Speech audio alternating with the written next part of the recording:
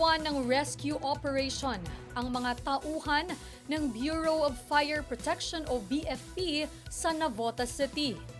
Ito ay dahil sa isang bebot na naipit ang kaliwang braso sa isang makina na ginagamit upang magmasa ng tinapay.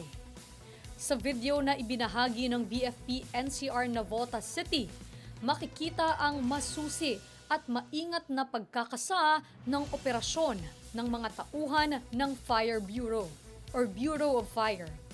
Gamit ang kanilang specialized tools at coordinated techniques, maingat na binaklas ng BFP personnel ang makina. Matagumpay namang naialis sa pagkakaipit ang braso ng biktima at agad din itong nadala sa ospital.